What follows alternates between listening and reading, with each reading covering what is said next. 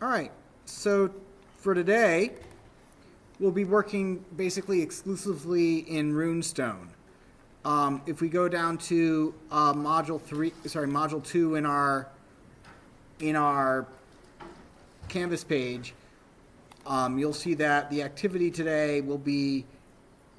I have this set up so it says today will be a longer exercise. Before we can begin, though, I want to just mention, right? Hopefully by now you understand that you need to watch the videos or read the textbook or both before you come to class each week.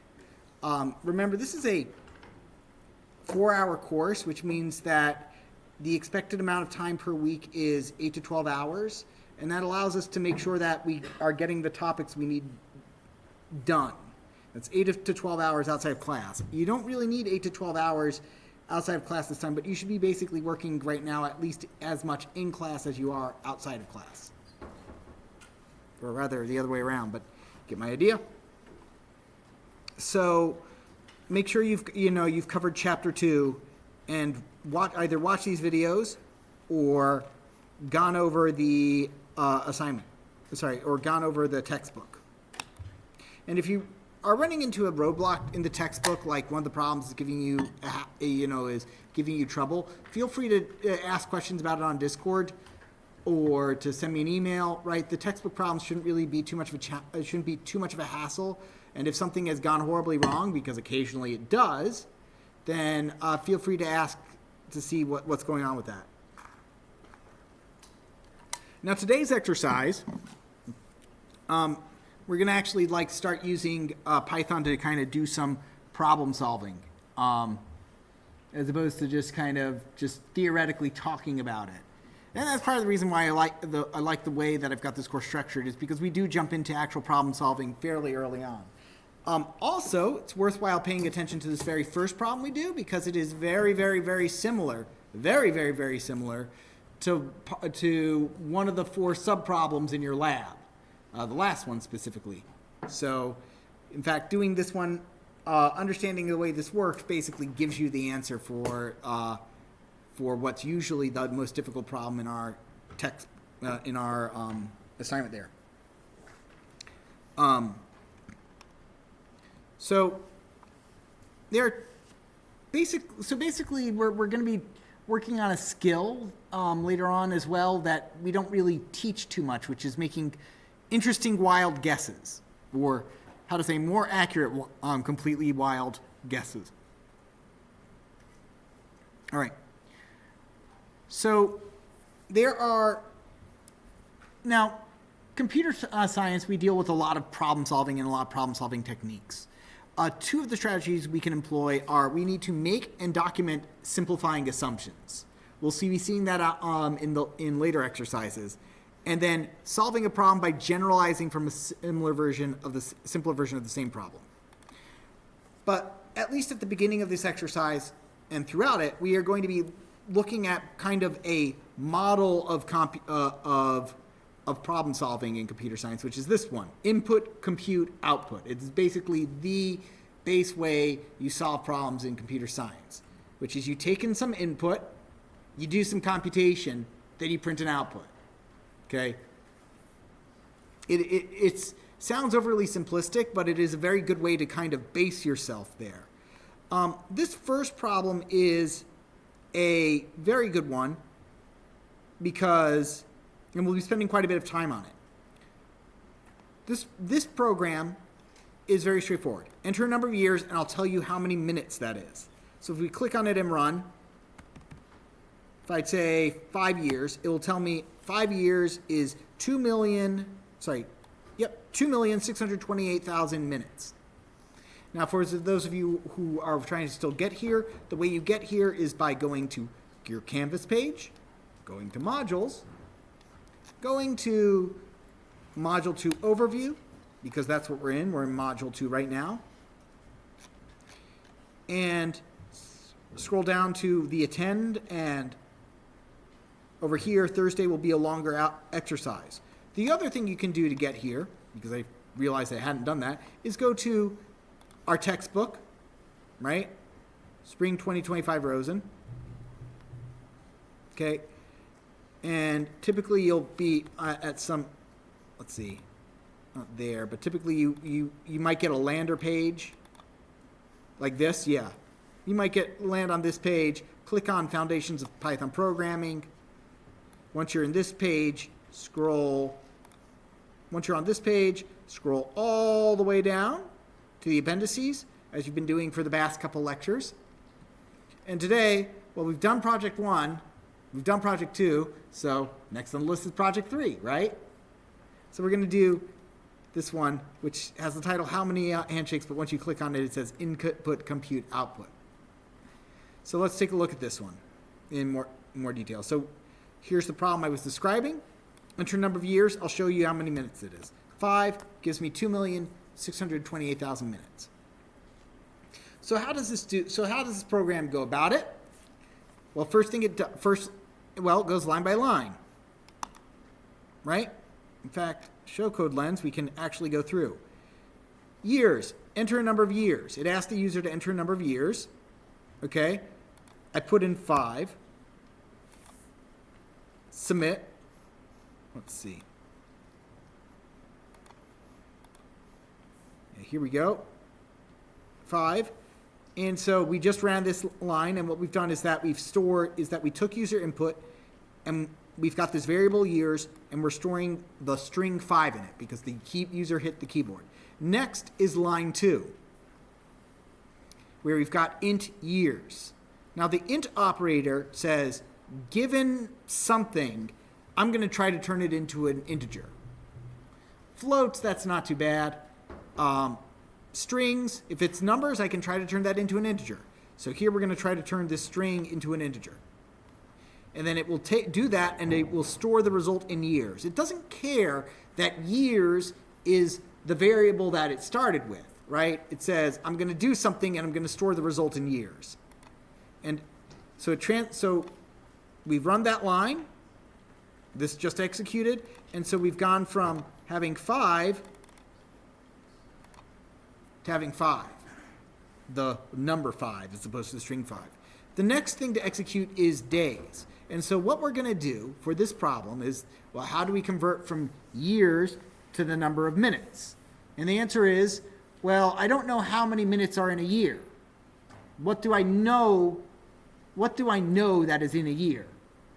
The number of days that are in a year, right? That's the next big, I mean, you want to go to the next biggest unit you know.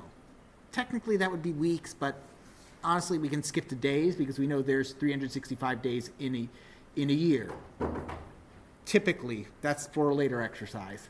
365 days in a year, so we're going to multiply years by 365 to get the number of days.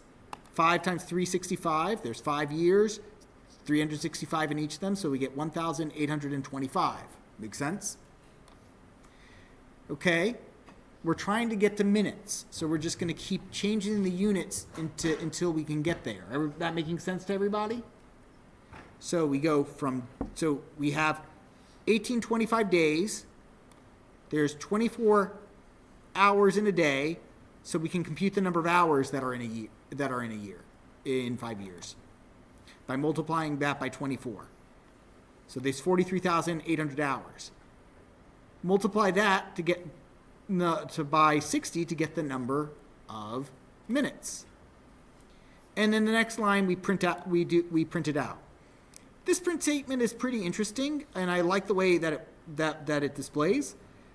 When you have a print statement, you can print out multiple things, multiple variables, and multiple pieces of strings just by separating those pieces with commas. And it will kind of glue them together for you automatically. And it'll plug spaces in for you automatically. Any questions on this part? Where on how it goes from a certain number of years to a certain number of hours. And then to minutes. So the next step is can we go smaller? And the answer is yes. We can go to seconds. We can change this program to ask how many seconds are in a year. So why don't you take 5 minutes and try that now? Try changing this program. And remember,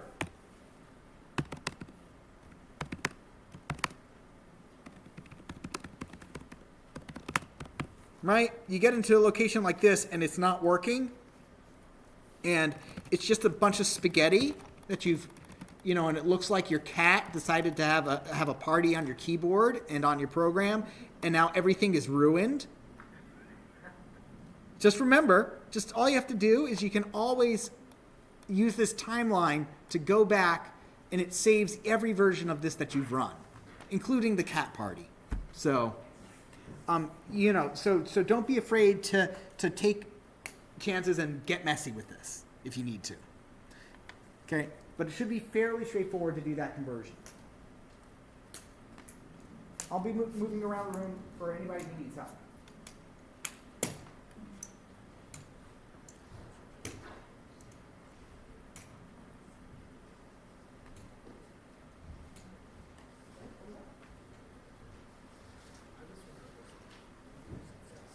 Yes, they do. We are doing those until week 6. Week 6, we will go over an exercise where we try to detect them. If you want a more accurate interval, you can do 365 and high so 365 and 365 and 200. Because that's technically the 365. Because on average, the year is actually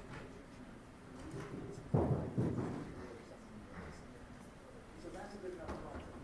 That was a good enough approximation for the Julian calendar. So that was and that should be good enough approximation. But that's fine. You can make modifications. Sorry? Like that.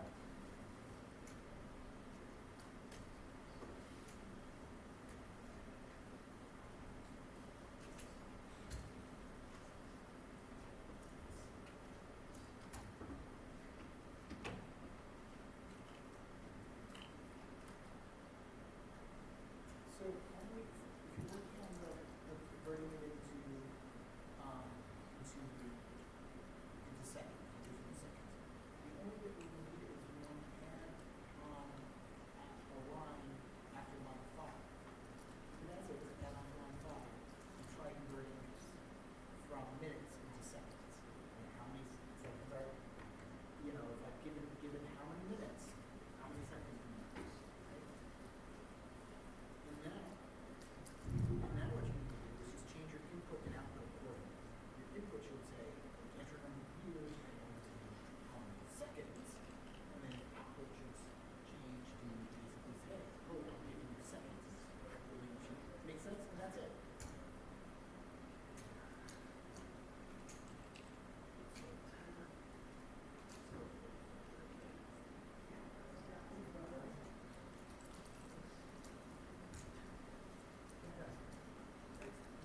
Once you know what you're doing, it's straightforward.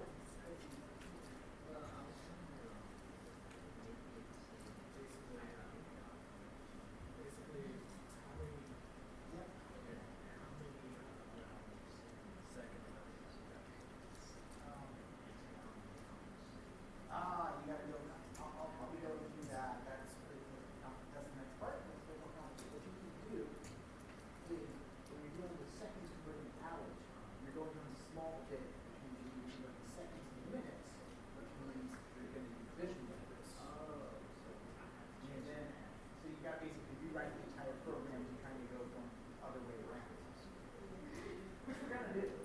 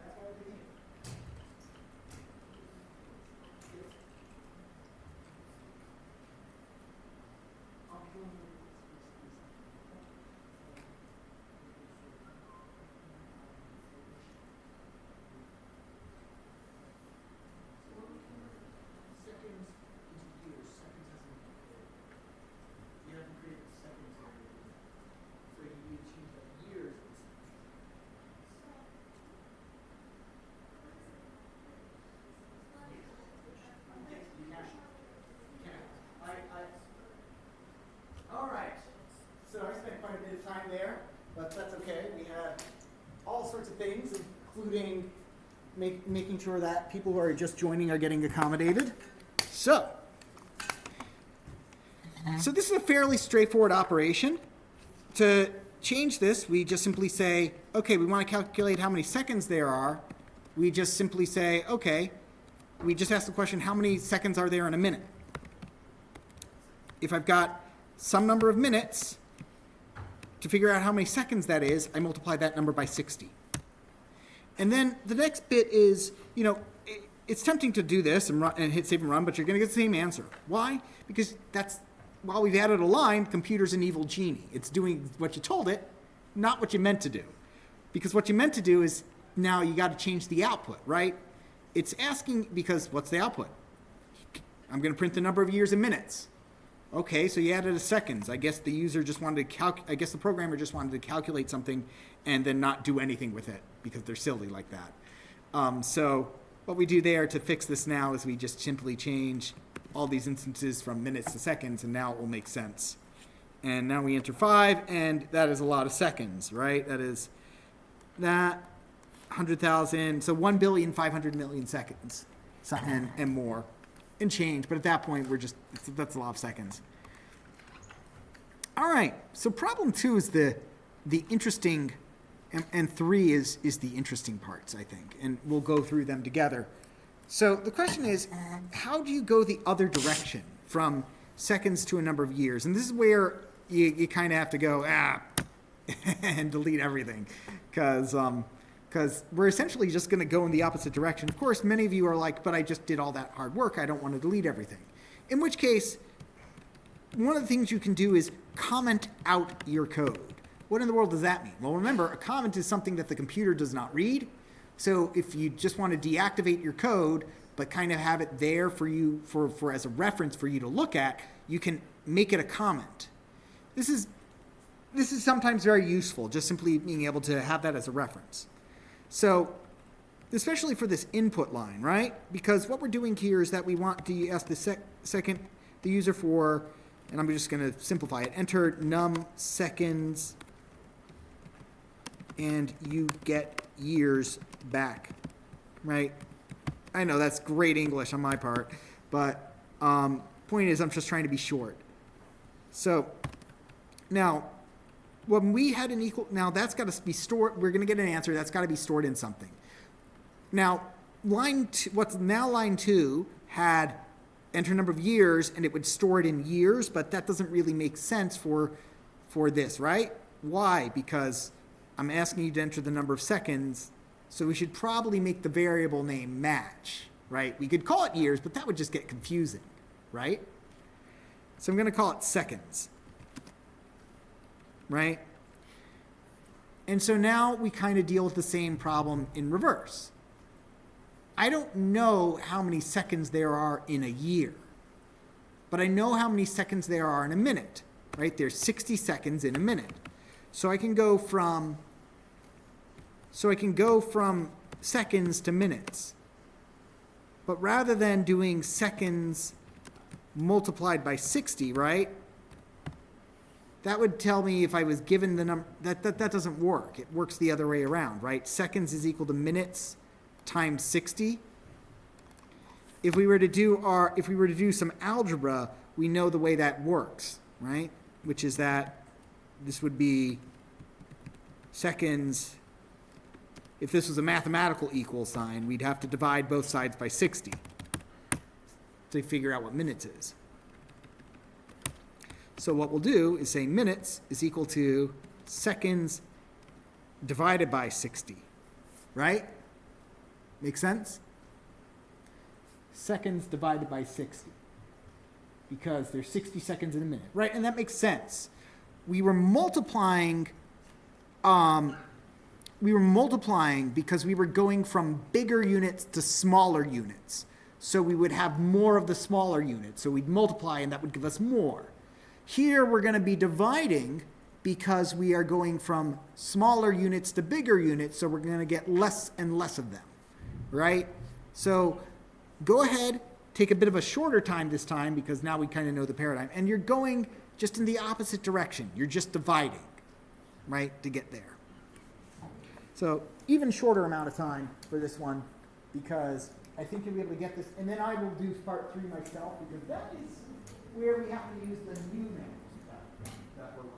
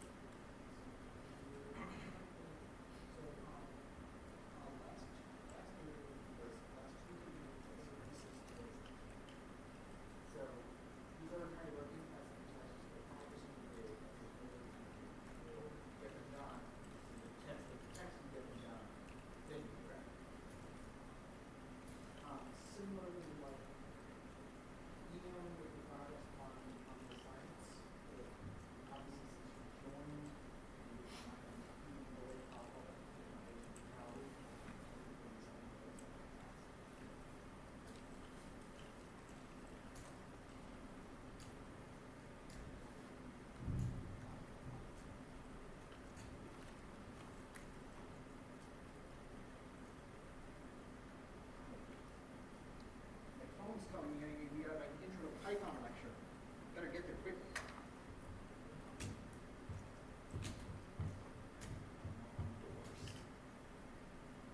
Let's see what's going on here. Oh, yeah. What mistake did I make there? I made a mistake. You forgot to convert. That's right, I forgot to convert. I was thinking about doing it too, so what you need to do over here is just simply say, like here where we get years equal to years, we seconds equal to 8 seconds. I was even thinking as I was talking, I need to remember to convert that. So if you get an error where basically it's saying, hey, you can't do this math on these operations because it's a string, remember you got to do it like this.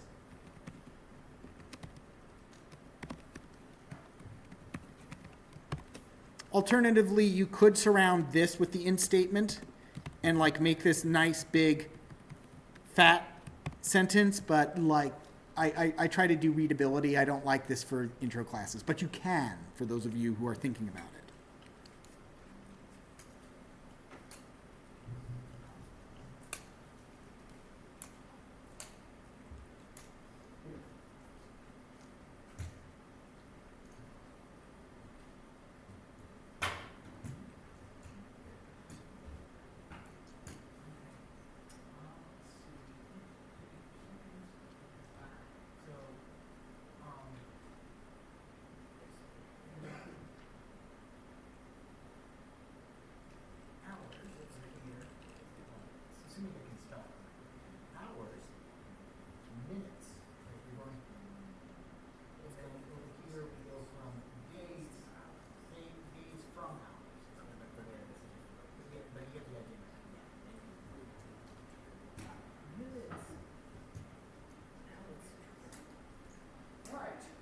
And please feel free to talk to your neighbors. It's far too quiet in this room.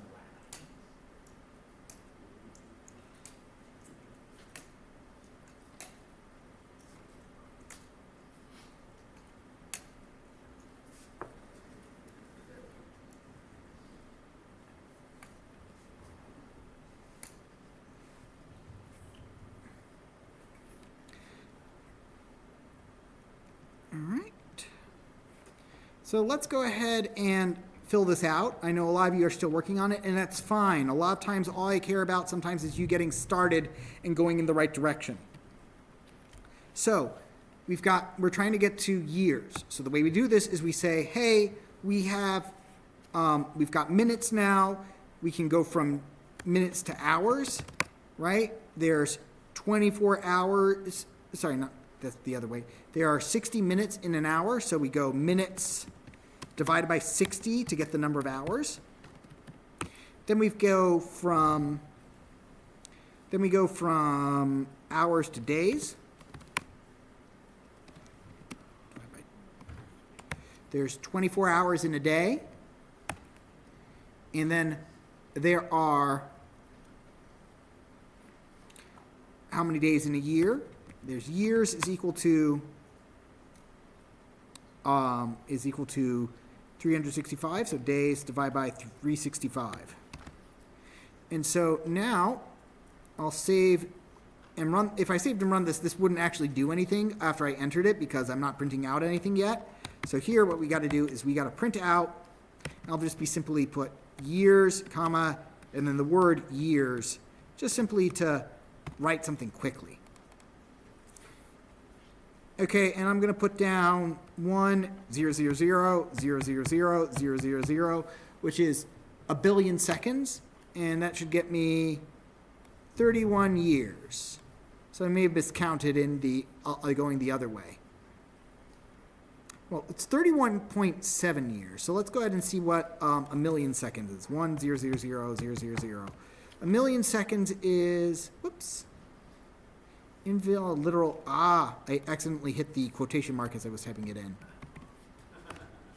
So there we go. And that's the very useful value of 0.03 years, right? Everybody knows what a what 300ths of a year feels like, right? Very useful unit right there. But the point here is that that's not always, just because we can represent it mathematically, it's not necessarily useful. That's where part 3 comes in. And this is the part to pay attention to because something very similar is on your homework. It hands part 2, so you can print the number of years, months, days, and minutes. In other words, rather than saying, hey, let's go and bump this up to like 100 million seconds, right? Rather than saying it's 100 million seconds is 3.17 years, right? I'd rather it say 3 years and then however many days that was. Because I can understand that. I can't understand 0.17. Does everybody understand what I'm getting at? Okay. So now the question is, how in the world do I do that? And the answer is remainders. It's an ugly answer, but it's the best one we have. Okay? So what do I mean by this? Well, I think it's best to start at the biggest units and go from and figure that out from the smallest unit. So years is so when we have a number of years, right, we're dividing by 365, and that's going to give us 3.17 years. I could do divide, though. What does divide give me? Divide gives me this. Right? Remember, what does double division do? Can't do it because, seriously, I am the worst today. Okay, it gives me 3.0 years because it is just simply doing this and then converting it again. What is it doing? It's saying, hey, we're going to toss out that remaining all those. In fact, if I do it double divide and end up working with just integers, okay, it's going to tell me it's 3 years, throwing out all those remaining bits. I would like those remaining bits, that remaining time that just got thrown out. The remainder, if you will, the remainder of how many seconds we have left over. So let's work from the bottom to the top. Right? Now, what do I mean by this? We have a certain number of seconds. We know there's 60 seconds in a minute. I can only take 60 seconds together and group them into a minute. Right? Even with minutes, it doesn't make sense unless we're talking about half a minute, right? No, because when you hear a tenth of a minute, you don't instinctively go, 6 seconds, right? A tenth of a minute doesn't really make, you never hear somebody using that unit. You might hear somebody use half a minute, never a tenth. Minutes are these whole things indivisible. So we're not going to try to divide them we're not going to try to get fractions of a minute. We're just going to stuff as many seconds in there as we can. And what I'm going to do is I'm going to say, okay, I'm going to take those number of seconds and I am going to get I'm going to say remain, I'm going to go with RE seconds. Let's call it RE seconds for remaining seconds because typing that out is pretty long. Remaining seconds is equal to seconds mod 60. What in the world is going on here? Mod 60. Mod, remember, this gives me the quotient, this gives me the remainder, right? You might be able to see what I'm doing when I do this.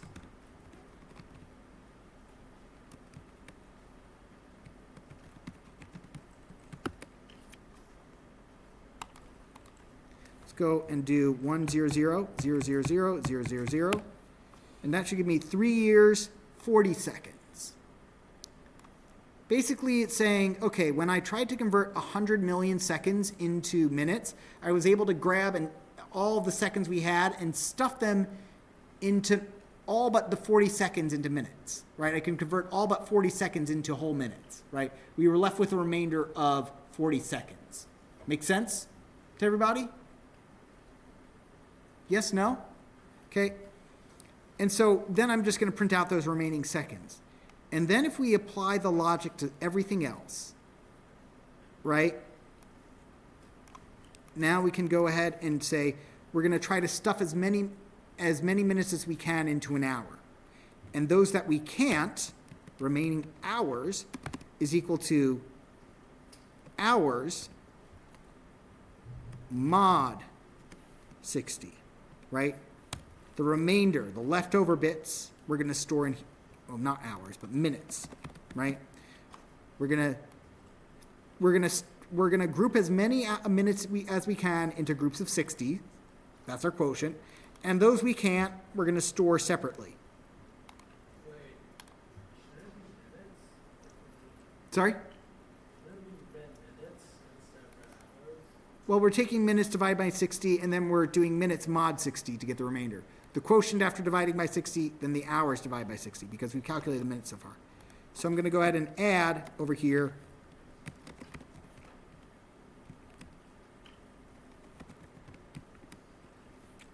So now,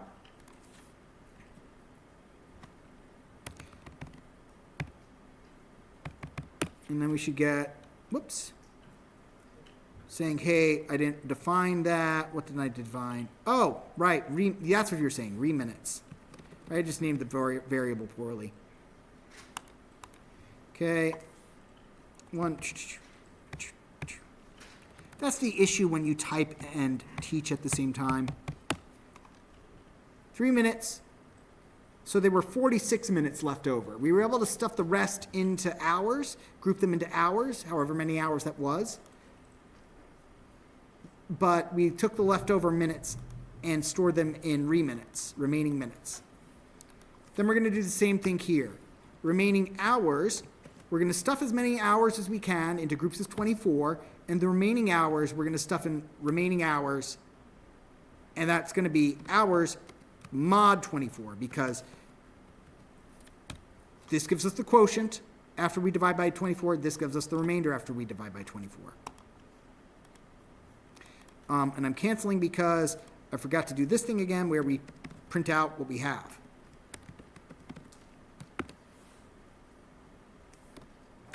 Remember to add those commas in. Remember capitalization matters.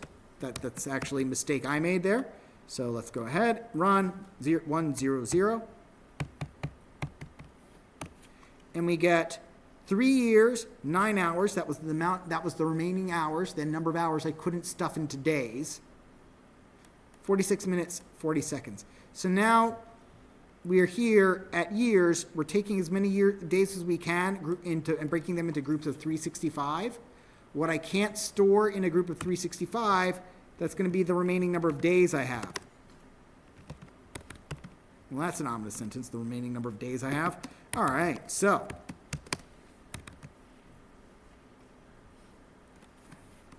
365. Let's see. So now, and then we can go over here and add days. Divide by, sorry, not days, but RE days.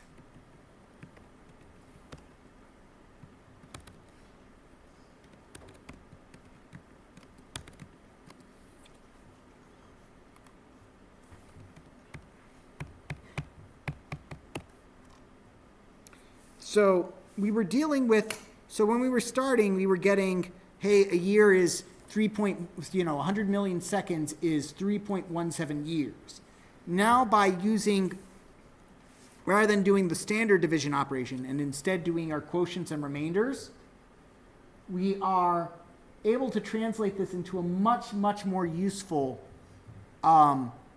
operation, into a much, much more useful unit. And I don't think there was anything that was stopping us from necessarily going the other way, from bigger units to smaller units. We could have started the other direction and may have made more sense to, but I went from bottom up. I could have done something like this to begin with.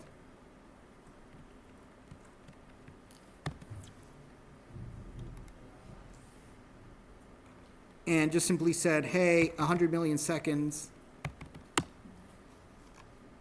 is equal to 31 years, 259 days. But,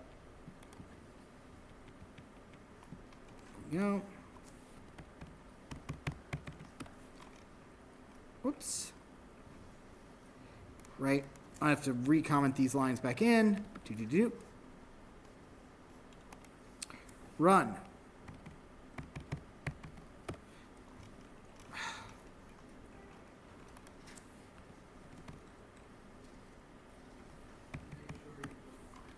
There we go. 3 years, 62 days, 9 hours, 46 minutes, 40 seconds. So there we go.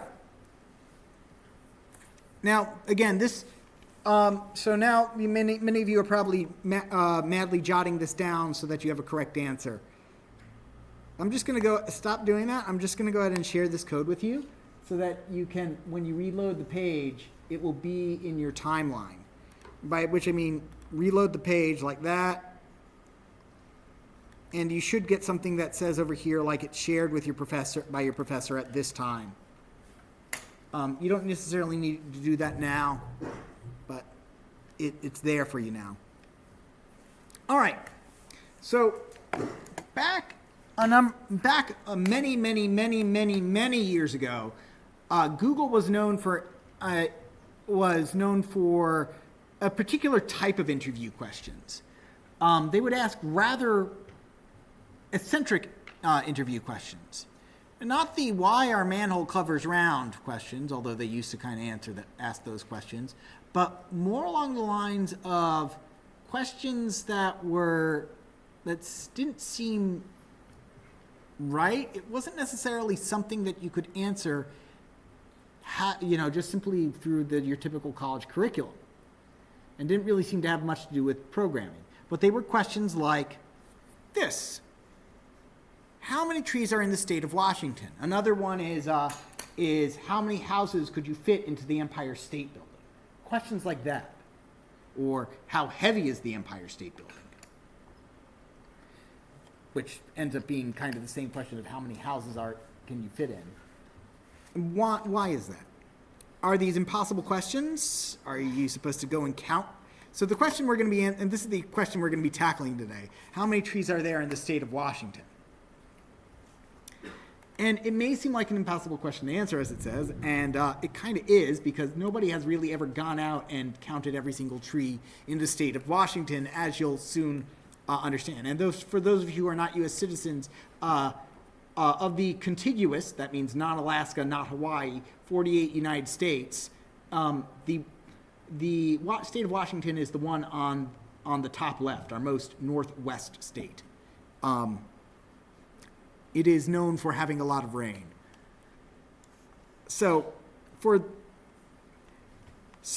But the question was never about getting the right answer. It was always about seeing what the interviewee would do and seeing what their thought-solving process was, if they could even try to tackle these problems. How would you tackle these problems? By making wild assumptions, writing down what those wild assumptions are, and working off of them. let's see them in action with this in action for a separate one done by the comic by Randall Munroe, who does this webcomic called XKCD. He also has he does a ongoing series called What If, which is serious answers to absurd questions. And so this one is Google's data center on punch cards. If all the digital data were stored on punch cards, how big would Google's data warehouse be? And this was done maybe a decade ago. All right, so first off, this is what a punch card is. It is this is how programs long before me used to be stored in basically these punched out pieces of card, which would then be read by a computer. So it's hard to now. He's estimating here, at least back then, Google certainly had more storage capacity than other organization on Earth. There are some top contenders as to who might have larger server infrastructures. And at the top of the list, we see NSA, one of our alphabet agencies, and NRO, one of our other alphabet agencies. As you well know, the NSA is the National Security Agency, but NRO is slightly less well known, even though it is an alphabet agency. CIA, FBI, DOD, alphabet agency, right? So, anyone know what the NRO is? What they do? Let's see. Does it go to them still? Yes, it does. Above and beyond, the National Reconnaissance Office. Office. They're satellites. That's what they are. They're satellites. In fact, a lot of other groups are satellites too. But as you can imagine, satellites have require a lot of stuff. Require a lot of servers. Also, the CIA probably has some decent servers. At least back then, Amazon wasn't necessarily as huge as Google. Microsoft and Amazon are both very huge these days. So he says to answer this question, first he says it will figure out this money. Google's aggregate capital expenditures is spending on building stuff adds up to $12 billion, which this should give us a good idea of when this was. So 2013, about a decade ago. Their biggest data centers cost about $500 million to $1 billion, and so they can't have more than 20 of them. On their website, they acknowledge they have data centers in these locations. And through their subsidiaries, they have a lot, these other ones. And so the main thing, though, he says that he figures out is that you can't just, to figure out how many servers Google's weren't running, we can figure that out by their electricity consumption, because servers consume electricity. But you can't he says, unfortunately, we can't just sneak up to a data center and read the meter. Although, footnote, actually, can we? Should somebody try that? Love his footnotes. So they disclosed in 2010 that they were averaging on 258 megawatts of power. So how many computers can they run with that? So that's kind of the way you can figure this out. And you can figure that out for more recent. If they say they're using this many megawatts or gigawatts of powers, you can kind of figure out how many computers they're running from that. And servers are efficient. They typically aren't doing the GPU stuff unless they're doing AI stuff. But a lot of that is power is on cooling and overhead. But anyway, he says some basic research shows that maybe 215 watts per server. So operating around 1 million servers. And so he just simply says, okay, so at least back in 2013, there's somewhere between 1.8 and 24 million servers. Then he goes about converting the server and says, okay, how much does a server have? Let's assume that a server is 2 terabytes. Do the math by multiplying that by a couple million. He eventually puts that all together and says, okay, we can assume that Google has 15 exabytes of data, which is a lot. And a punch card can hold 80 characters, and a box of cards holds 2,000 cards.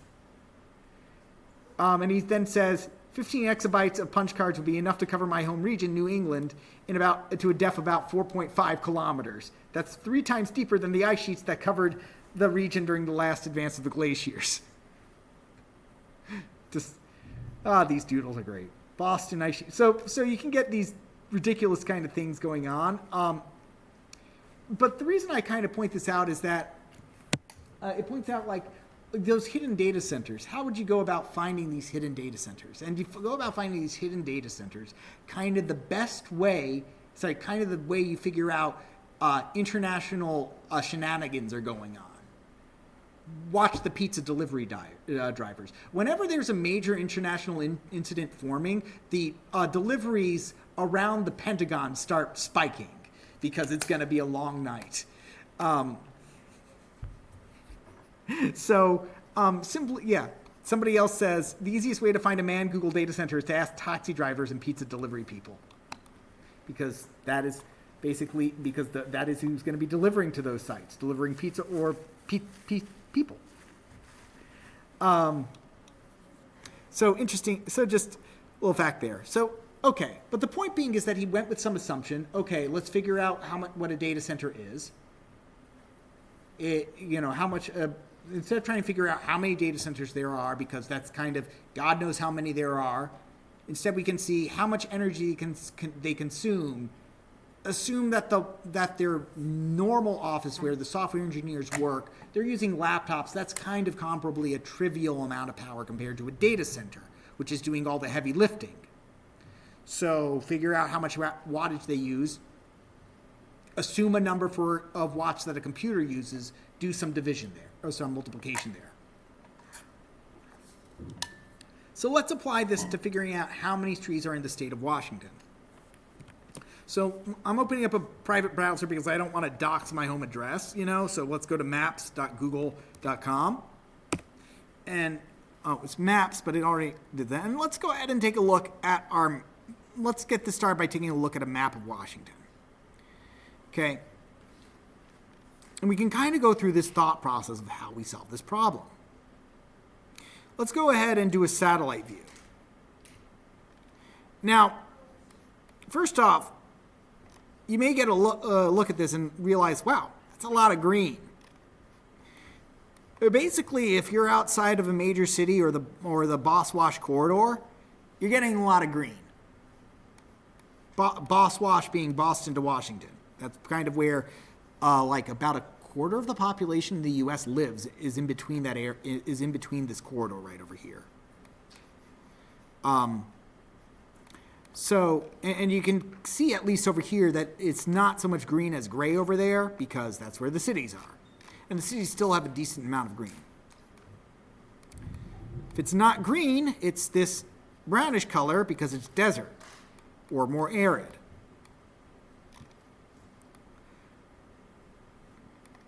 But assume that most of the trees, that basically it's not got a lot of trees here in the brownish areas, but a lot of trees for it to show up green on satellite. So let's go ahead and click on Washington itself to basically get its border and get it highlighted for us, okay? So hopefully everybody can see that a bit better. All right. So let's go ahead and assume that there's a trivial amount of trees in this area, the area that is not, this area over here that is not fully green. Let's assume that has trees, but that's not the main feature, right? Whereas if it's fully green here, like in these national forests, there's a lot of trees. Make sense? So we're only going to really care if the trees are in forests, because that's going to simplify this question to two questions. How much of Washington is covered by tree? Well, three questions. How much land does Washington have? How much is Washington covered by forest? And how many trees are in a unit of forest? That's three questions, and we can figure this out. The first question, how big is Washington? That actually has an answer because it's got borders, and for some reason humans care about where we draw lines on pieces of land, be it for either states, countries, or our property. So we care even if it's nightmare squiggly lines like this. Leads to some very interesting kind of cutouts, as you can see, like here in Point Roberts. And the Strait of Georgia, even though Georgia is like either over here or over here, depending on which Georgia you're talking about. Anyway, so let's go ahead and answer. Let's do the one we can eyeball. How much of Washington would you say is forest? Just eyeballing it. Anyone? About half, yeah. I'd say about half of it. That's not a bad guess. About half of this is forest. Okay. So let's figure out how big Washington is, and we can say, okay, divide that by 2. That's how much square foot of forest we have. Whoops. So, how big is Washington State? Because otherwise you might be talking about D.C. Yep, let's go to here. And depending on which units you want to work with, it's either 71,000 square miles or 184 kilometers squared. So, okay, now we can figure out, okay, how many trees are in a unit of forest? Be it, is that square miles, is that acres, whatever. Just figure out a unit and use it, right? Then we can just do some multiplication. We can say something along the lines of how big, size of Washington. We can do something like that and say that's equal to, and then use whatever unit you need to, be it miles, 71,000. And that was, again, we're estimating here, so 71,000 is just fine. Or if you're working in square kilometers, it's whatever. And then you can say, hey, size of forest, or let's call it size of green, because that makes it more obvious we're talking about green land is equal to size of Washington, whatever you use, divided by 2, because you're going to be using your own. And now we can start just doing math on this by looking up so now, here's what you want to do. Look that up. Go and look it up on the internet, like how much forest is there, like how many trees are in a forest or something like that. Use that unit, do some unit conversions, and then give me an answer. Okay? So take 5 minutes to try that. You'd be surprised. And now we've simplified a really difficult problem into something that's not scary and understandable. Even if you aren't necessarily sure how to move forward, you're at a place where you're going to understand the guesses. Unpause the recording. Is anyone brave enough to give an embarrassing answer in front of the class? Yes. This is going to be a little bit more tricky, but I got like 8. How many zeros are there, right? 4. Okay, what was your answer? 4 between 27, 24, and followed by 4 zeros. 14, 27, 24, 4 zeros. I used I kind of modified it to be like the actual size of Washington, not the county. So what are you, billions, trillions, hundreds of billions? 1, 2, 3, 4, 5, 6. So you have, yes? Yeah, that's like 3.5 billion. You ended up with 3.5 billion. And what were you? I was like 1.42 billion. Yeah, 1.42 billion sounds fine. 3 billion. How did you get yours? I use trees per square mile is like 100,000. 100,000 trees per square mile. And then you multiplied that out between that there was. Yeah. So the way you did that was basically say, okay, trees per square. So you did something like this: trees per square mile. 100,000 trees per square mile. And then you did trees per square mile times size of, and I did see your hand, and I'll get to whoever, yes, size of green. You just got very excited by this answer. That's all, and then do something like this. And so, your answer. I thought that models wasn't really a great way to measure it. I thought it was like acre instead. Acres, awesome. That is actually the kind of more correct way to do the, like forests. Yeah, 1 acre is equal to 640 square miles. So I decided to multiply the tree density in Washington State, it's about 65.7. Multiply the size, the square miles of the entire state by 640, and I multiplied that by the tree density. So about 3 billion. 3 billion? Yeah. Yeah. 3 billion as well. Yeah, that's the great. So you said, so you basically you went for a more exact tree coverage in Washington, which was like 64%, you said? 61? I forgot. 65.7. 65 point. So you got 65.7, and then you went with acres. So you changed. So you just simply converted this into acres, and then you did trees per acres. Yeah, that's. And we ended up around billions. And if you ended up with something in the high hundreds of millions, or you got, so if you ended up in the high hundreds of millions and somewhere between hundreds of, like 900 millions, 800 millions to 10 billions, that means you were on the right path for this, because you're trying to get into the right order of magnitude. Because again, nobody really knows how many trees there are. The best we can is kind of just guess based off of like taking samples and then figuring out how much of a sample that is. I just looked it up. Apparently there was like a survey of the whole state done like a few years ago. It's about 9.4. Sorry, It's about 9.4. 9.4 billion trees. Same order of magnitude. So we're on the right track here for making these guesses, right? Maybe those, right? Remember where I said, hey, let's just ignore these non-forested areas? Maybe those had more trees than I thought. Maybe we've had more trees since the articles have been updated. I don't know, or that map. Maybe there's just a lot more trees packed into that part of space. Like maybe the amount of trees that we're looking at per an acre that differs based off of your different climate areas. It can. But the answer was less important than going through the problem-solving process of figuring that out. Okay.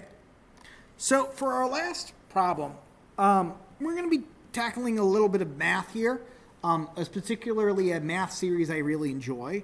And this kind of answer a question here, which is how many handshakes? Like how many handshakes would it take for us to for everyone in your class to shake hands with everybody else? It was a bit of a gauche question to ask during COVID, but I guess it's a better question to ask now. You don't shake and the rules are you don't shake your own hand, right? I'm reminded of the meme. You've probably seen the meme of Obama that's photoshopped of Obama giving a medal to Obama, himself. It's one of my favorite memes of all time. So don't shake your own hand, right? Don't shake it with anybody twice. So let's think, and so how would we go about solving this problem? There's got to be some kind of formula. Yes? Okay, so I kind of thought about it. We just have to we just have to calculate all the combinations of two people that can shake hands, and I think the best way to do that is basically count how many people there are, square it, then minus the original number of people and divide that by 2. You're getting very close to that answer. Very, very. That's actually scary. That's actually scary close to the amount of to the correct answer. Yes. Could you just consider the number of lines between n vertices as well? That's eventually how I draw it out. What I do, it's a matter of kind of drawing it out and figuring it out from there. But let's kind of assume that we haven't had time to think about this and work on it. But yes, you can. But one of the words you did say, combination, is kind of the key word. We're technically looking at combinations. But let's go through this from kind of the more baseline stuff, right? If there's one person, he's all alone, right? No, there's nobody, he doesn't shake hands with anybody else, right? So this is basically, we're gonna look at basically the number of people and the number of handshakes. And I just use I hate you know what? Actually, I could do, num and then the handshakes, right? So those are our units. One person, no handshakes.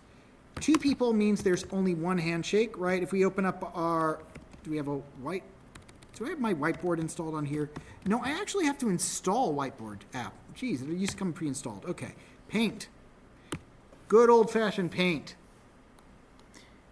Okay, if we have 2 people, and in computer science when we do people, A and B, we typically don't call them A and B. We denote them as Alice and Bob, because that's generally you typically, especially in security problems, you'll have Alice, Bob, and then you'll have M for Mallory because she's malicious, right? So that's your security setup. But Alice and Bob. So Alice and Bob are in our class. Those are 2 people. They shake a hand. That's one handshake. If we add Carl to the mix, right, we have 2 more handshakes over here. Right? So if we have 3 people, right, we have 1, 2, 3. If we have 4 people, and this goes on to like the vertices you were talking about, right? Okay. If we add Dan to the mix, right, we'd have 1, 2, 3. So we'd have 3 additional lines and handshakes to add to this, which is 6, right? If we have 5 people, we'll have to add Emily to this, I guess. So if we add Emily, right? Emily needs to add 1, 2, 3, 4. So that gives us 4 red lines that we just added, and then we had 6 lines that already were there. 1, 2, 3, 4, 5, 6. So that gives us 10. And now, if we were to add Fred to the mix, and I'm not going to go any further beyond this, because at this point we should have enough to start writing down a pattern, right? If we do 6, it's going to add. Let's do Fred. Okay. Where's Fred gonna go? We're just going to stuff him in a corner. So 1, 2, and it's necessitating different colors to make it apparent. 4, 5. You have to shake hands with 5 people who've already shook hands with each other, right? If we're adding an additional person. So if we write this down basically, we can see that. So let's add another column. We had to adding Fred, our 6th person, added 5 more people. Adding our 5th person, Emily had to shake hands with the 4 people already there. So that was adding 4 more people. Dan had to shake hands with Alice, Bob, and Carl, who were the 3 people there. Yes. Is that a factorial? Not factorial. It's a factorial would be multiplication. This is the same thing but doing addition. It's something we call, it's a summation, but it's a special kind of summation. And if we look, we've got a pattern over here. Every person we add adds either 1, then 2, then 3, then 4. It goes up. So the next person in the pattern would be 7, would add another 6 people, which would be 21. And I happen to know this number series just simply because I encounter it all the time in computer science when we're in 2168. And it's called the triangular number series. It's named this way because of a fun reason. You can build triangles out of it. For once, these numbers actually make sense. These names actually make sense. Typically, when mathematicians name stuff or historians name stuff, they'll name something weird. But the triangular number series, it looks like this. Let's go ahead and, so we've got 1. So here we've got 1. This is our first triangular number. So 1, then add 2 more, then add 3 more, then add 4. This is why we call it the triangular number series, because we can lay out this amount, every additional layer as a triangle. That's why it's called the triangular number series. So anyway, So what we've got here is 1 plus 2 plus 3 plus 4 plus 5 plus 6. And eventually, if you work at it, right, you can try to figure out a formula. Where what this is that, and because we are running low on time, I'm just going to simply give it to you, because this is the kind of thing that we would that you would actually have to derive in, I think, Calc 2, you derive this formula.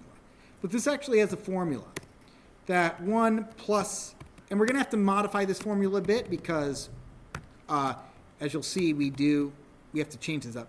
But anyway, 1 plus 2 plus 3 plus 4, dot, dot, dot, dot, dot, right, all the way to plus n minus 1 plus n, right, going up to some number, right? Right? That has a formula, which is n times n plus 1 divided by 2. So very close to the n squared divided by 2 that you were talking about. Now, here's the thing why I say we have to modify this formula slightly, because here we're getting a handshake. Sorry, in the first triangular number, okay, if we look at the first triangular number is 1. The second triangular number is 3. The third triangular number is 6, then 10. But when we started out, we got our sad face because our first person didn't have anybody to shake hands with, right? So we started our triangular number at 2. We started the pattern at 2. In other words, long story short, this entire sequence for our problem is off by 1. So instead, we need to kind of solve for this number instead. This is what you were referring to by removing any of those duplicate handshakes. So in which case, we would and that's easy enough. We replace all the n's with n minus 1s instead. That's easy enough here. Replace that n with n minus 1. Replace this n with n minus 1. N minus 1 plus 1 is 0. So it becomes this. Let's test out the formula, shall we? Num people is equal to, and we have what? I think we said we have 107 people registered for the textbook, at least right now. Print. I'm going to go ahead and just be lazy and say n is equal to num people, which just simply copies that value over. N minus 1 times n divided by 2. And that would give me 5,671. But how can we fact check this? Well, we can fact check this in a couple ways. We can fact check this by simply doing this on better known values, right? How many people did we have with 4? 4 should give us 6. 6 should give us, if we do 7, that should give us 21. And it does. So since it works for these lower values, it's going to work for these higher values, where we can convert. Now, how are you supposed to derive this, by the way? If you're like I knew this off the top of my head, but if you see a pattern like this, how in the world are you supposed to solve it? And the answer is, well, unless you're really know your math, don't. Just kind of ask and see if it comes up with anything on Google. And oh, look, it does. First result is Wikipedia, and it's that formula, right?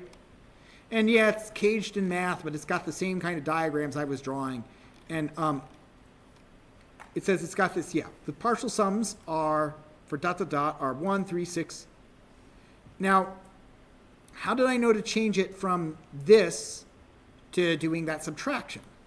Well, having done this, again, we're running out of time, but having done this problem before, I know that I typically would have shown the incorrect answer and then said, we have to adjust our equation because our first number is 0, right?